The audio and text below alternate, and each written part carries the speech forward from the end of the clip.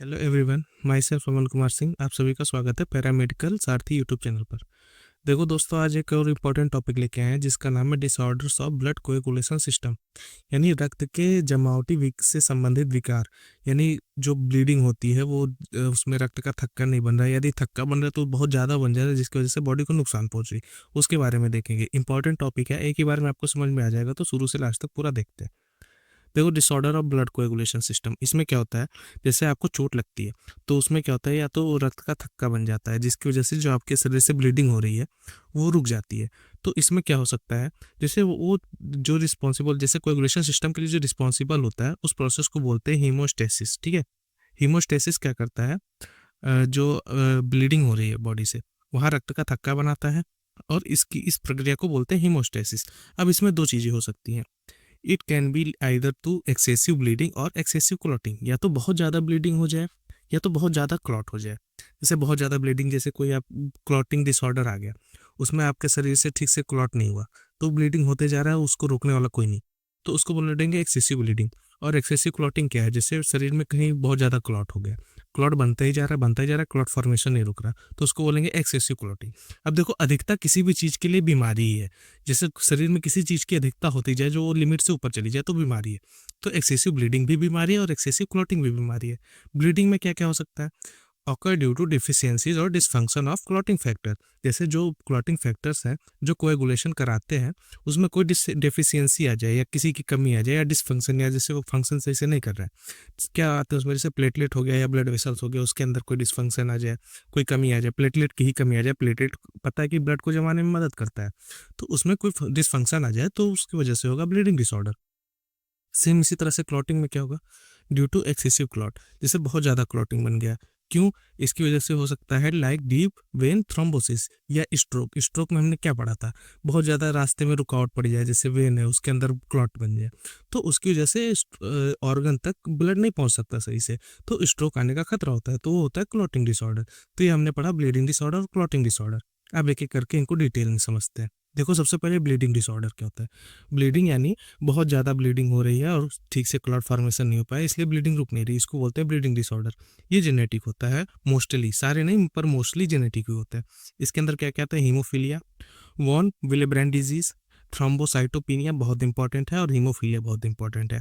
इसके अलावा liver disease related कोएगुलोपैथी और डीआईसी, जिसको बोलते हैं डिसेमिनेटेड इंट्रावेस्कुलर कोएगुलेशन। ठीक है, एक एक करके देखते हैं। पहले देखो हीमोफीलिया क्या है। ये एक नॉर्मल ब्लड वेसल है, इसके अंदर कहीं चोट लगी, वहां से ब्लीडिंग चालू हो गई। ठीक है, अब ब्लीडिंग यहाँ होना क्या चाहिए, क्लॉट हो जाना चाहिए, जिसकी वजह से ब्लीडिंग रुक जाए। ठीक है, तो ये एक हेल्दी प्रोसेस होगी। अब यहाँ क्या, हीमोफीलिया में क्या होता है, एक ब्लड वेसल तो है, उसके अंदर चोट भी लगी और हीमोरेज यानी ब्लीडिंग चालू भी हो गई, पर यहाँ पर कमी या डिस्फंक्शन की वजह से, जो क्लॉटिंग फैक्टर है उनकी कमी या डिस्फंक्शन की वजह से यहाँ क्लॉट नहीं हो पाया, तो ये ब्लीडिंग रुकेगी नहीं, ये ब्लीडिंग चलती जाएगी। इसको बोलते हैं हीमोफीलिया। ठीक है, अब देखते हैं हीमोफीलिया क्या है। ये एक जेनेटिक डिसऑर्डर है। क्यों होता है, blood lack certain clotting factors, यानी खून के अंदर कुछ क्लॉटिंग फैक्टर्स की कमी हो जाती है, इसकी वजह से ब्लीडिंग को रोकना डिफिकल्ट हो जाता है, यानी डिफिकल्ट टू स्टॉप ब्लीडिंग। इसके तीन टाइप होते हैं, हीमोफीलिया ए, हीमोफीलिया बी और हीमोफीलिया सी। हीमोफीलिया ए क्यों होता है, डिफिशियंसी ऑफ फैक्टर 8। बी क्यों होता है, डिफिशियंसी ऑफ फैक्टर 9। और हीमोफीलिया सी क्यों होता है, डिफिशियंसी ऑफ फैक्टर 11। ये आपको याद नहीं होगा, इसलिए ऐसे एक लाइन लिख के याद कर लेना, ए बी सी 8 9 11, यानी हीमोफीलिया ए 8 की फैक्टर 8 की कमी से, बी फैक्टर 9 की कमी से, और सी फैक्टर 11 की कमी से। ये हो गया हीमोफीलिया के टाइप्स। सिम्टम्स क्या आते हैं हीमोफीलिया में, प्रोलॉन्ग ब्लीडिंग आफ्टर इंजुरीज और सर्जरीज, जैसे सर्जरी हुई शरीर में या कोई चोट लग गया, तो अब क्लॉट जमाने वाला फैक्टर में ही दिक्कत है, तो ब्लीडिंग बहता ही चला जाएगा। ठीक है, प्रोलॉन्ग ब्लीडिंग यानी लंबे समय तक ब्लीडिंग होती रहेगी, ये पहला सिम्टम। दूसरा, स्पॉन्टेनियस ब्लीडिंग इनटू जॉइंट्स, यानी जो जैसे घुटने हैं इसके अंदर ब्लीडिंग चालू हो जाती है, इसको बोलते हैं हिमेथ्रोरेसिस। हिमेथ्रोरेसिस, ठीक है, इसके अंदर क्या होता है, जॉइंट्स में पेन एंड स्वेलिंग चालू हो जाती है। एक्सेसिव ब्रीजिंग, एक्सेसिव ब्रीजिंग के दो मीनिंग है, एक तो चोट लगना और दूसरा नीला पड़ना, और दोनों ही होते हैं हीमोफीलिया में। चोट लगती है, बहुत ज़्यादा चोट लगती रहती है शरीर में, और वो ब्लीडिंग रुकती नहीं, वो होती ही जाती है। और bleeding in muscle and soft tissue, जैसे ये नोज है, नोज से क्या है, एक सॉफ्ट टिश्यू है, उसके अंदर ब्लीडिंग अक्सर चालू ही रहती है हीमोफीलिया के पेशेंट्स में। तो ये थे हीमोफीलिया के सिम्टम्स। कॉजेज क्या है, क्यों होता है हीमोफीलिया, देखते हैं। एक genetic mutation inherited from parents, ये एक जेनेटिक म्यूटेशन है, ठीक है, जो पेरेंट्स के अंदर होते हैं उनकी वजह से ये बच्चों में आते हैं, ठीक है। और ये मोर कॉमन होते हैं मेल्स में। अब मेल्स में क्यों कॉमन है, क्योंकि ये एक्स लिंक्ड रिसेसिव डिसऑर्डर है। अब यहाँ पर समझो, थोड़ी जेनेटिक्स की बात करेंगे। जैसे एक पेरेंट्स है, एक फादर है, एक मदर है। फादर जैसे अब इसने बोला एक्स लिंक्ड रिसेसिव, यानी रिसेसिव एक्स के ऊपर ही रहेगा, तो एक्स और वाई दो क्रोमोसोम मेल के अंदर होते हैं। अब एक्स अफेक्टेड है हीमोफीलिया से, तो एक्स इसके अंदर अफेक्टेड है, तो एक्स के ऊपर ही हीमोफीलिया बैठा हुआ है, ठीक, ऐसे समझो। अब वाई से कोई लेना देना ही नहीं। अब इसके अंदर एक ही एक्स है, तो ये जो मेल है ये तो ग्रसित हो गया हीमोफीलिया से। मदर के अंदर दो एक्स और मदर नॉर्मल है मान के चलो, तो इसके जो डॉटर्स और सन हुए, जैसे एक सन हुआ एक्स और वाई, ठीक, ये नॉर्मल हो गया।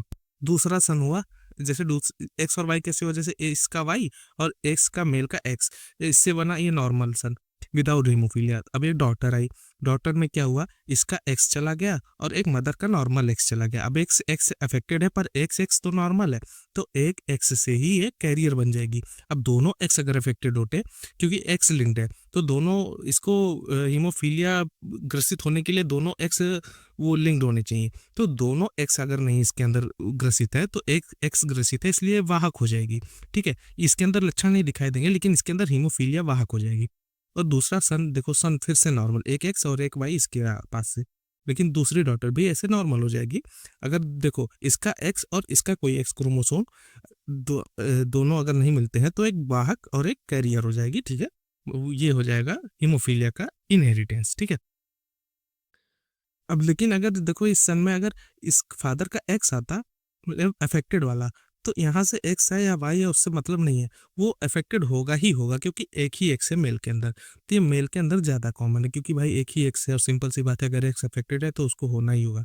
एक चीज़ और याद रखना, जो लंदन की क्वीन विक्टोरिया थी ना, ये एक वाहक थी, यानी इनके अंदर एक तो एक्स क्रोमोसोम था, वो अफेक्टेड था हीमोफीलिया से, लेकिन एक एक्स क्रोमोसोम वो नॉर्मल था, इसकी वजह से ये तो नॉर्मल थी। लेकिन इनके आने वाले नीचे कई सारे उसमें पेरेंट्स में, मतलब कई सारे पोते परपोते और पोतियों में ये काफ़ी चलता गया, कॉमन बीमारी थी। अब ये क्वीन विक्टोरिया लंदन की क्वीन थी, तो इसकी वजह से इस डिजीज़ को नाम दिया गया रॉयल डिजीज़। अब एग्जाम में क्वेश्चन आता है कि रॉयल डिजीज़ किसे बोलते हैं, तो हीमोफीलिया को बोलते हैं, ये याद रखना, इंपॉर्टेंट क्वेश्चन है। फिर ट्रीटमेंट क्या होता है हीमोफीलिया का, देखो इसमें रिप्लेसमेंट थेरेपी होती है, फैक्टर 8 का HA और फैक्टर 9 का HB से रिप्लेसमेंट कर देते हैं। और क्या देते हैं, डेस्मोप्रेसिन देते हैं, DDAVP नाम से आता है डेस्मोप्रेसिन, ये माइल्ड हीमोफीलिया ए के लिए। सिर्फ फैक्टर 8 तो हमें पता था हीमोफीलिया ए के लिए होता है, तो फैक्टर 8 को रिप्लेसमेंट करेंगे तो हीमोफीलिया ए सही हो जाएगा, फैक्टर 9 को रिप्लेसमेंट करेंगे तो हीमोफीलिया बी सही हो जाएगा। इसके अलावा जीन थेरेपी देते हैं। जीन थेरेपी में क्या होता है, ये इमर्जिंग ट्रीटमेंट है, काफ़ी समय पॉपुलर हो रखा है जीन थेरेपी, बायोटेक्नोलॉजी में आता ही रहता है ये था हीमोफीलिया। दूसरे नंबर पर आता है वॉन विलेब्रैंड डिजीज़, ठीक है। वॉन विलेब्रैंड डिजीज़ में क्या होता है, देखो एक साइंटिस्ट थे, इनका नाम था वॉन विलेब्रैंड, इन्होंने इस बीमारी की खोज की थी, इसलिए इसका नाम देते हैं वॉन विलेब्रैंड डिजीज़। इसमें क्या होता है, जो ब्लीडिंग डिसऑर्डर है, जैसे एक खून में फैक्टर होता है जिसको बोलते हैं वॉन विलेब्रैंड फैक्टर।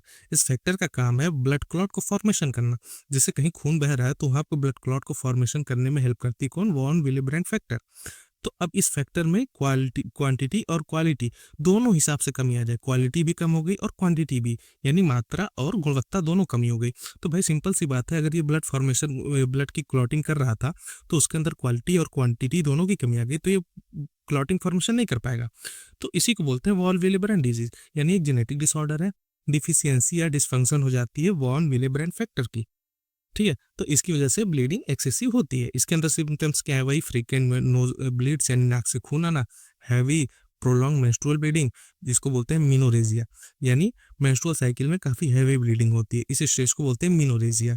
और इजी ब्रीजिंग, आसानी से चोट लगना, शरीर नीला पड़ना, प्रोलॉन्ग ब्लीडिंग आफ्टर सर्जरी या इंजरी, यानी इंजरी या सर्जरी होने के बाद खून नहीं रुकेगा, वो बढ़ता ही जाएगा। ये थे सिम्टम्स। कॉज क्या क्या होते हैं, genetic mutation affected von Willebrand factor, यानी एक जेनेटिक म्यूटेशन की वजह से, क्योंकि जेनेटिक डिसऑर्डर है तो सिंपल सी बात है जेनेटिक म्यूटेशन होगा। Can be inherited both male and female. देखो हीमोफीलिया में क्या हो रहा था कि मेनली मेल अफेक्टेड थे, इसमें मेल और फीमेल दोनों अफेक्टेड हो सकते हैं, ठीक है। ज़्यादातर। ट्रीटमेंट क्या होता है, डेस्मोप्रेसिन होता है। डेस्मोप्रेसिन की वजह से वॉन विलेब्रेंट फैक्टर की संख्या इंक्रीज हो जाती है। अब ये इंक्रीज होगा तो सिंपल सी बात है कि वॉन विलेब्रेंट फैक्टर इंक्रीज होगा तो वापस से क्लॉटिंग प्रक्रिया चालू हो जाएगी। इसके अलावा क्लॉटिंग फैक्टर रिप्लेसमेंट कर सकते हैं, ठीक है। और क्या कर सकते हैं, एंटी फाइब्रिनोलाइटिक ड्रग्स, जैसे टेरेनेक्सिमिक एसिड नाम से एक ड्रग आती है जिसको एंटी फाइब्रिनोलाइटिक ड्रग बोलते हैं, उसकी अधिकता दे सकते हैं, जिसकी वजह से वॉन विलेब्रेंट फैक्टर का नंबर इंक्रीज हो जाएगा और वापस से क्लॉटिंग चालू हो जाएगी। ये था वॉन विलेब्रेंट। उसके बाद आता है थ्रोम्बोसाइटोपिनिया। ये भाई बहुत इंपॉर्टेंट है, एग्जाम में आता रहता है और सिंपल सा एक क्वेश्चन आता है कि थ्रोम्बोसाइटोपिनिया में किसकी कमी हो जाती है। ऑप्शंस आते हैं आरबीसी, डब्ल्यूबीसी, प्लेटलेट। तो देखो प्लेटलेट की कमी हो जाती है, ये नॉर्मल ब्लड है, इसके अंदर आरबीसी है, डब्ल्यूबीसी है और प्लेटलेट तीनों है। अब इसमें क्या हुआ, थ्रोम्बोसाइटोपिनिया में प्लेटलेट डेफिशिएंट हो गया, काफ़ी कम मात्रा में प्लेटलेट हो गया। अब देखो सिंपल सी बात है, प्लेटलेट का आपको पता ही है कि हमारे शरीर में क्या काम है। प्लेटलेट हमारे शरीर में रक्त को जमाने में मदद करता है, यानी रक्त स्तंभन यानी हीमोस्टेसिस में मदद करता है। अब प्लेटलेट की कमी हो गई तो ठीक से थक्का नहीं बन पाएगा रक्त का, इसकी वजह से ब्लीडिंग चालू रहेगी। इसी प्रक्रिया को बोलते हैं थ्रोम्बोसाइटोपिनिया। प्लेटलेट का पी और साइटोपिनिया के पी से मैच करा लेना तो याद आ जाएगा कि थ्रोम्बोसाइटोपिनिया में प्लेटलेट की डेफिशिएंसी हुई थी। थ्रोम्बोसाइटोपिनिया में क्या हो रहा है, प्लेटलेट काउंट बहुत ज़्यादा कम, टू लो हो जाता है, जिसकी वजह से एक्सेसिव ब्लीडिंग होती है क्योंकि क्लॉट नहीं बन पाता। सिम्टम्स क्या है, स्मॉल रेड या purple spots on the skin. ये देखो कोई एक व्यक्ति है, इसके शरीर पर ये छोटे छोटे लाल और पर्पल इन दो कलर के पैचेज आ जाते हैं, स्पॉट्स आ जाते हैं। ये बहुत इंपॉर्टेंट सिम्टम है थ्रोम्बोसाइटोपिनिया का। इसके अलावा easy bruising, prolong bleeding, simple सी बात है कि होगा ही, और हैवी मेंस्ट्रुअल ब्लीडिंग भी होगी। ये थे थ्रोम्बोसाइटोपिनिया के सिम्टम्स। कॉजेज क्या क्या हो सकते हैं, इम्यून थ्रोम्बोसाइटोपेनिक परप्यूरा, आईटीपी। ये इंपॉर्टेंट है भाई, इसको ध्यान से समझेंगे क्यों होता है auto immune destruction of platelet. यहाँ देखो जैसे इम्यून थ्रोम्बोसाइटोपेनिक परप्यूरा, इसमें क्या हो रहा है, जैसे कोई प्लेटलेट है आपके शरीर का, इसके आपके शरीर की जो एंटीबॉडीज है ना, इस प्लेटलेट को ही दूसरे शरीर का वाहक यानी आउटर कैरियर समझ के मारने लग जा रही हैं। उसकी वजह से प्लेटलेट कमी हो जा रही है, जैसे प्लेटलेट का भक्षण हो जा रहा है आपके शरीर में, ठीक है, आपने ही एंटीबॉडीज के द्वारा, यानी एंटीबॉडीज सब पहचान नहीं पाने की हमारे शरीर का ही है, किसी बाहरी शरीर का है, यानी पैथोजन है, तो प्लेटलेट को किल करने लगती हैं। Auto immune destruction of platelet, platelet को मारने लगती हैं, इसकी वजह से आईटीपी होता है, पहला कॉज। दूसरा कॉज क्या होता है, bone marrow disorders. Bone marrow में क्या होता है, ल्यूकीमिया यानी ब्लड कैंसर। सिंपल सी बात है, ब्लड कैंसर होगा तो उसमें भी प्लेटलेट की कमी आएगी ही आएगी। या एप्लास्टिक एनीमिया, अब एनीमिया नाम से पता है कि खून की कमी हो रही है, तो उसके साथ साथ प्लेटलेट भी कम होंगे, तो यहाँ भी बोन मैरो डिसऑर्डर की वजह से भी थ्रोम्बोसाइटोपिनिया होगा। इन्फेक्शन के में क्या होता है, डेंगू। डेंगू में सिंपल सी बात है, प्लेटलेट कम होता है। अब प्लेटलेट कम होगा तो वही थ्रोम्बोसाइटोपिनिया, इसीलिए बोलते हैं डेंगू में कट नहीं लगना चाहिए। इसके अलावा एचआईवी और हेपेटाइटिस सी में भी प्लेटलेट की कमी होती है। ट्रीटमेंट क्या क्या है, कॉर्टिकोस्टेरॉइड्स होते हैं जो आईटीपी के लिए। दूसरा, platelet transfusion in severe case, in severe case में प्लेटलेट ट्रांसफ्यूजन दे सकते हैं। इसके अलावा इम्यूनोसप्रेसिव ड्रग्स दे सकते हैं। कॉर्टिकोस्टेरॉइड्स याद रखना, आईटीपी जो ये हो रहा था, जो हमने अभी पढ़ा था कि खुद की शरीर का मारने लगती है, उसमें कॉर्टिकोस्टेरॉइड दे देंगे तो आराम मिल जाता है, ठीक है। बाकी प्लेटलेट की कमी है तो प्लेटलेट ट्रांसफ्यूजन यानी प्लेटलेट का आधान, मैंने प्लेटलेट ऊपर से चढ़ा देंगे, ठीक है। ये थे ट्रीटमेंट्स। अब देखते हैं अगला, लीवर डिजीज रिलेटेड कोएगुलोपैथी, यानी आपके लीवर में कोई बीमारी हो गई है, उससे रिलेटेड कोई बीमारी चल रही है। तो अब इसमें देखो मेनली होता है क्या, जो लीवर होता है वो मोस्ट क्लॉटिंग फैक्टर प्रोड्यूस करता है। जैसे जो लीवर है काफ़ी सारी चीज़ें प्रोड्यूस करता है, उसमें क्लॉटिंग फैक्टर्स भी होते हैं। अब लीवर डिजीज हो गई, जैसे कोई भी लीवर डिजीज हो गई, जैसे जिसमें आपका लीवर अफेक्टेड हुआ, अब जो क्लॉटिंग फैक्टर निकल रहे थे उसमें तो कमी आएगी, तो उसकी वजह से ब्लीडिंग प्रॉब्लम्स चालू हो जाएंगी। अब ब्लीडिंग प्रॉब्लम्स चालू हो जाएंगी तो फिर वही सिंपल सी बात है, क्लॉटिंग फैक्टर है नहीं तो ब्लीडिंग चालू रहेगी। कॉज क्या क्या है, लीवर डिजीज, सिंपल सी बात है, लीवर डिजीज कॉज होंगे इसके, जैसे सिरोसिस भी लीवर डिजीज है, हेपेटाइटिस भी लीवर डिजीज है। जैसे अल्कोहल रिलेटेड लिवर डैमेज, जैसे अल्कोहल जो आदमी ज़्यादा पीता है उसका लिवर डैमेज हो जाता है, उसकी वजह से भी लिवर डिजीज रिलेटेड कोएगुलोपैथी होती है। सिम्टम्स क्या क्या है, ईजी ब्रूजिंग यानी आसानी से चोट लगना, गैस्ट्रो इंटेस्टाइनल ब्लीडिंग, अब ये पेट के अंदर हो रहा है ब्लीडिंग, ठीक है। उसके अलावा प्रोलॉन्ग क्लॉटिंग टाइम, यानी क्लॉटिंग टाइम जो है बहुत ज़्यादा लंबा बढ़ गया है। ट्रीटमेंट क्या कहते हैं, विटामिन के दे सकते हैं, लीवर के लिए विटामिन के ग्रामवार है तो विटामिन के दे सकते हैं। इसके अलावा फ्रेश फ्रोजन प्लाज्मा ट्रांसफ्यूजन यानी एफएफपी दे सकते हैं पेशेंट को। इसके अलावा ट्रीटिंग लीवर डिजीज, जो लीवर डिजीज से वो ग्रसित है, जैसे सिरोसिस हुआ या हिपेटाइटिस हुआ है, उसका इलाज करेंगे हम, ठीक है। तो सिंपल सी बात है कि लीवर सही हो गया तो कोएगुलोपैथी भी सही हो जाएगी। अब देखो अगला आता है DIC, इसको बोलते हैं डिसेमिनेटेड इंट्रावेस्कुलर कोएगुलेशन। रेयर होता है लेकिन लाइफ थ्रेटनिंग यानी जीवन के लिए घातक कंडीशन होता है। इसमें क्या हो रहा है, जो ब्लड क्लॉटिंग है वो ब्लड वेसल्स के अंदर काफ़ी एक्सिलरेट हो जाता है, ठीक है। इसके इसके वजह से क्या हो रहा है, जब यहाँ पर ब्लड क्लॉट हो रहा है तो ब्लड क्लॉटिंग के लिए हमें पता है कि प्लेटलेट्स की ज़रूरत होती है। अब प्लेटलेट की ज़रूरत हो रही है तो प्लेटलेट का यहाँ पर काफ़ी ज़्यादा इस्तेमाल होने लगता है, जिसकी वजह से increase consumption of platelets and clotting factors. अब यहाँ पर क्लॉटिंग फैक्टर और प्लेटलेट्स की कंजम्पशन इंक्रीज हो जाती है। अब यहाँ यहाँ सारे प्लेटलेट अब यहीं आके इकट्ठे हो गए तो शरीर में कहीं और चोट लगा तो वहाँ प्लेटलेट नहीं जा पा रहे, तो इसकी वजह से अनकंट्रोलेबल ब्लीडिंग चालू हो जाती है। इसको बोलते हैं डिसेमिनेटेड इंट्रावेस्कुलर कोएगुलेशन यानी विखंडित अंतःशिरा जमावट विकार। ये एक लाइफ थ्रेटनिंग कंडीशन होती है। इसमें एक्सेसिव क्लॉटिंग होती है। एक्सेसिव क्लॉटिंग की वजह से प्लेटलेट और क्लॉटिंग फैक्टर्स की कमी आ जाती है और अनकंट्रोल ब्लीडिंग होने लगती है, जो अभी हमने आगे समझा था। इसके कॉज क्या क्या है, क्यों होता है, सीवियर इन्फेक्शन जैसे सेप्सिस की वजह से हो सकता है, ट्रॉमा या बर्न जलने की वजह से हो सकता है, प्रेगनेंसी में कॉम्प्लिकेशन आ जाए उसकी वजह से हो सकता है, जैसे एमनियोटिक फ्लूइड एम्बोलिज्म या इक्लेम्सिया। ठीक, सिम्टम्स क्या क्या होते हैं, blood clots in small blood vessel, जैसे छोटे ब्लड वेसल्स के अंदर ब्लड जमा हो जाते हैं, ये सिम्टम्स। दूसरा अनकंट्रोल ब्लीडिंग, अब ब्लीडिंग डिसऑर्डर है तो ब्लीडिंग तो अनकंट्रोल होनी है। तीसरा ऑर्गन फेलियर, अब ये कोई एक वेन है, ये किसी ऑर्गन तक ब्लड सप्लाई कर रहा है, इसके अंदर बहुत ज़्यादा ब्लीडिंग हो गई तो सिंपल सी बात है कि आगे ब्लड जा ही नहीं पाएगा, तो ऑर्गन फेलियर होंगे क्योंकि ऑर्गन को ऑक्सीजन या ब्लड नहीं मिल पा रहा है। ट्रीटमेंट क्या क्या है, ट्रीटिंग मेन कॉज, जैसे किस वजह से यहाँ पर क्लॉटिंग हुई उसको ट्रीट कर सकते हैं। ब्लड ट्रांसफ्यूजन यानी कम खून की कमी है तो खून चढ़ा सकते हैं। और हिपेरिन, हिपेरिन क्या होता है, जो जैसे कहीं पर ब्लीडिंग हो रही है, जैसे हिपेरिन जो होता है वो ब्लड को जमने से रोकता है, तो यहाँ पर हिपेरिन दे सकते हैं जिसकी वजह से क्लॉट हट जाए, ठीक है। इन सम केस में ही दे सकते हैं, सब में नहीं दे सकते। तो ये था DIC। अब देखते हैं DIC में और क्या क्या होता है। ये ट्रिगर होता है, जैसे यहाँ पर कोई वेसल है, ठीक है, हमने देखा था अभी ब्लड वेसल, यहाँ पर बहुत ज़्यादा क्लॉटिंग हो गई, एक्सेसिव क्लॉटिंग, जी ट्रिगर होके अब आगे ब्लड जा ही नहीं पा रहा। अब जैसे हार्ट है या ये है यहाँ पर, तो यहाँ पर ब्लड जा ही नहीं पा रहा, इसकी वजह से ऑर्गन आइसीमिया, आइसीमिया बोलते हैं कि ऑक्सीजन की कमी हो जाए किसी ऑर्गन के अंदर, जैसे हार्ट के अंदर हो गया या लंग्स के अंदर ऑक्सीजन की कमी हो जा रही, तो ऑर्गन आइसीमिया कंडीशन दिखाई देगी DIC में। तो ये थे ब्लीडिंग डिसऑर्डर। ब्लीडिंग के बाद देखते हैं क्लॉटिंग डिसऑर्डर। ब्लीडिंग में क्या हो रहा था, खून बह रहा है, रुक नहीं रहा। क्लॉटिंग में क्या है कि इतना ज़्यादा क्लॉट हो गया कि आगे रास्ता ही नहीं मिल रहा। जैसे देखिए एक्सेसिव ब्लड क्लॉट, अब एक्सेसिव ब्लड क्लॉट की वजह से क्या हो रहा है कि खून आगे नहीं जा पा रहा है, तो इसकी वजह से स्ट्रोक हो सकता है, हार्ट अटैक हो सकता है, या DVT डीप वेन थ्रोम्बोसिस हो सकता है। जैसे कोई वेन है, इसमें नॉर्मल ब्लड फ्लो कैसे हो रहा है, वेन के अंदर सिंपल से सारे ब्लड सेल्स चले जा रहे हैं, RBC WBC प्लेटलेट आराम से जा रहे हैं, कोई दिक्कत नहीं है। अब इसके अंदर ब्लड क्लॉट हो जाए, ब्लड क्लॉट हो गया तो यहाँ पर एक दीवार बन गई, अब यहाँ से सारे ब्लड वेसल्स आगे जा ही नहीं पा रहे, मतलब ब्लड सेल्स आगे जा ही नहीं पा रहे, कुछ ही जा पा रहे, तो इसको बोलते हैं क्लॉटिंग डिसऑर्डर, क्योंकि वेन में ब्लड क्लॉट हो गया है। अब इसके टाइप्स क्या क्या हो सकते हैं, थ्रोम्बोफीलिया हो सकते हैं, वहाँ हमने पढ़ा था हीमोफीलिया, यहाँ पढ़ रहे हैं थ्रोम्बो।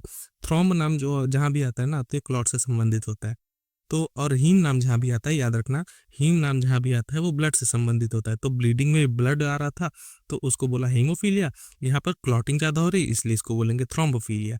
और टाइप्स क्या क्या है, एंटी फास्फोलिपिड सिंड्रोम, इसके अलावा पॉलीसाइथेमिया वीरा और प्रोटीन C और S की डेफिशिएंसी, ये टाइप्स थे क्लॉटिंग डिसऑर्डर के। देखते हैं थ्रोम्बोफीलिया में क्या हो रहा है। जैसे एक नॉर्मल ब्लड वेसल, इसके अंदर नॉर्मल साइज की अगर क्लॉटिंग हो गई तो धीरे धीरे कुछ टाइम में क्लॉट टूट जाता है और ये रक्त का प्रवाह बना रहता है, ये थ्रोम्बोफीलिया में। अब थ्रोम्बोफीलिया हो गया तो एक्सेसिव ब्लड क्लॉट हुआ, यानी बहुत ज़्यादा ब्लड क्लॉट हो गया, रास्ता ही बंद हो गया और ये क्लॉट हट ही नहीं रहा, ठीक है, तो इसकी वजह से आगे खून नहीं जा पाएगा, इसको बोलते हैं थ्रोम्बोफीलिया। देखो थ्रोम्बोफिलिया में ब्लड जो है वो increase tendency to form clot, यानी खून के अंदर क्लॉट फॉर्म करने की टेंडेंसी बढ़ जाती है, यानी क्लॉट बढ़ाने करने की क्षमता बढ़ जाती है, इसको बोलते हैं थ्रोम्बोफिलिया। इसके क्या क्या टाइप्स होते हैं, फैक्टर 5 लेडेन म्यूटेशन, यानी फैक्टर 5 के अंदर लेडेन म्यूटेशन हो जाए, या थ्रोम्बिन जीन म्यूटेशन हो जाए, या एंटी थ्रोम्बिन 3 की डिफिशियंसी हो जाए। ये थे टाइप्स थ्रोम्बोफिलिया की, ठीक है। सिम्टम्स क्या होते हैं, swelling and pain in legs, यानी पैर में स्वेलिंग हो जाए या दर्द हो जाए, शॉर्टनेस ऑफ ब्रीथ यानी सांस लेने की क्षमता में कमी, पल्मोनरी एम्बोलिज्म बोलते हैं इसको, स्ट्रोक इन यंग इंडिविजुअल, जैसे आजकल आपने देखा होगा यंग इंडिविजुअल्स में कब काफ़ी जल्दी स्ट्रोक आते हैं या हार्ट की बीमारियां आती हैं, यही बोलते हैं stroke in young individuals. Treatment क्या क्या है, एंटीकोगुलेंट्स दे सकते हैं जिसको बोलते हैं वारफेरिन या हेपेरिन। ये थे थ्रोम्बोफिलिया। एंटी फॉस्फोलिपिड सिंड्रोम क्या है, देखो मोस्ट अफेक्टेड ब्लड क्लॉट्स होते हैं ब्रेन में, लंग में, हार्ट में और लेग्स में। इसमें क्या हो रहा है, जैसे एक वेसल्स है, इसके अंदर रेड ब्लड सेल और प्लेटलेट यहाँ पर काफ़ी ज़्यादा क्लॉट फॉर्मेशन कर ले रही है। इसको बोलते हैं एंटी फॉस्फोलिपिड सिंड्रोम। नाम से पता चला है फॉस्फोलिपिड क्या एंटी, ठीक है। अब फॉस्फोलिपिड होता है ब्लड को जमाने में मदद करता है क्लॉटिंग में, अब उसमें एंटी आ जा रहा है, ठीक है। अब उसको अपोज करेगी कि तुम क्लॉट बनाओ, बहुत ज़्यादा बनाओ, तो एक्सेसिव क्लॉट बना रहता है, तो इसको बोलते हैं एंटी फॉस्फोलिपिड सिंड्रोम। इसी एक ऑटोइम्यून डिसऑर्डर है, यानी खुद का शरीर ये करता है। क्यों करता है, इसकी वजह से होता है increase risk of blood clot, इसकी वजह से ब्लड क्लॉट में रिस्क बढ़ जाता है। इसके क्या क्या सिम्टम्स है, रीअकरिंग मिसकैरियज यानी बार बार गर्भपात होता है, और स्ट्रोक या heart attack in young age, यानी यंग एज में स्ट्रोक और हार्ट अटैक देखे जा रहे हैं, इसके कारण भी एंटी फॉस्फोलिपिड सिंड्रोम है। इसके अलावा पैर में स्वेलिंग देखने को मिलती है। ट्रीटमेंट क्या क्या है, ब्लड थिनर्स दे सकते हैं, जो खून को पतला करने वाली दवाई है, एस्पिरिन हो गई, वारफेरिन हो गई, ये दे सकते हैं एंटी फॉस्फोलिपिड सिंड्रोम में। देखो अगला आता है पॉलीसाइथेमिया वीरा। इसमें क्या होता है, जैसे किसी पेशेंट का सैंपल लेते हैं, उसके अंदर हमें नॉर्मल ब्लड वेसल्स दिखाई देती है, एक नॉर्मल कंडीशन की बात है। अब पॉलीसाइथेमिया वीरा में क्या होता है, इसके अंदर आरबीसी की संख्या असंख्य दिखाई देती है, जैसे बहुत ज़्यादा दिखाई देती है। अब आरबीसी की संख्या ज़्यादा दिखाई देना ये पॉलीसाइथेमिया वीरा कहलाता है, लेकिन अगर डब्ल्यूबीसी की संख्या ऐसे अनकंट्रोल दिखाई दे तो उसको बोलते हैं ल्यूकीमिया यानी ब्लड कैंसर। तो ये याद रखना, इंपॉर्टेंट टॉपिक है कि पॉलीसाइथेमिया वीरा यानी आरबीसी का बहुत ज़्यादा प्रोडक्शन, और ल्यूकीमिया यानी ब्लड कैंसर, उसमें डब्ल्यूबीसी की बहुत ज़्यादा प्रोडक्शन। तो ये थी सिंपल सी बात। पॉलीसाइथेमिया वीरा में क्या हो रहा है, एक्सेसिव आरबीसी प्रोडक्शन हो रहा है, जिसकी वजह से खून काफ़ी थिक हो चुका है, यानी खून गाढ़ा हो चुका है। सिम्टम्स क्या क्या है, हेडेच है, डिजीनेस है, इंक्रीज क्लॉट रिस्क। अब सिंपल सी बात है, बहुत ज़्यादा आरबीसी है तो क्लॉटिंग रिस्क तो ज़्यादा होगा ही, और हेडेज वगैरह तो होंगे। इसके अलावा ट्रीटमेंट क्या दे सकते हैं, ब्लड लेटिंग यानी फ्लेबॉटमी। सिंपल सी बात है कि आपके शरीर में आरबीसी की ज़्यादा है तो हम क्या करेंगे, उसमें से आरबीसी को निकाल लेंगे, यानी फ्लेबॉटमी करा देंगे। तो पहला ट्रीटमेंट। दूसरा, लो डोज एस्पिरिन, एस्पिरिन की लो डोज देंगे। जो एस्पिरिन क्या होता है, खून को पतला करता है। देखो एक नॉर्मल पेशेंट है, उसके अलावा उसके बगल में है पॉलीसाइथेमिया वीरा का पेशेंट। अब इसके अंदर आरबीसी ज़्यादा है तो इसके हाथ फूले हुए और लाल लाल दिखाई दे रहे हैं। ये था पॉलीसाइथेमिया वीरा। अगला आता है प्रोटीन सी एंड एस की कमी। इसकी वजह से क्या होता है, ये देखो प्रोटीन सी और एस जो होते हैं ये एंटीकोगुलेंट प्रोटीन होते हैं। इसका काम क्या होता है, कोएगुलेशन कैस्केड बनाना, यानी जाल की संरचना करना, जो यहाँ पर ब्लड क्लॉटिंग के समय जरूरी होते हैं। तो ये कोएगुलेशन कैस्केड बनाते हैं, जिसकी वजह से कोएगुलेशन होता है, यानी ब्लड क्लॉट होता है। अब ये क्या करता है, prevent clot from growing too big. अब ये जो प्रोटीन सी और एस जो होते हैं इसको बड़ा होने से रोकते हैं, ठीक है। अब यही कमी हो जाए इसकी वजह से तो हाइपर कोएगुलेबल स्टेज आ जाए।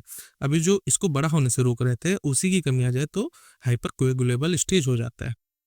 देखो, helps in clot formation, helps in prevent clot formation, यानी क्लॉट फॉर्मेशन को प्रिवेंट करने से रोकते हैं प्रोटीन सी और एस। इसकी डिफिशियंसी हो जाएगी तो क्लॉटिंग एक्सेसिव हो जाएगी, सिंपल सी बात है।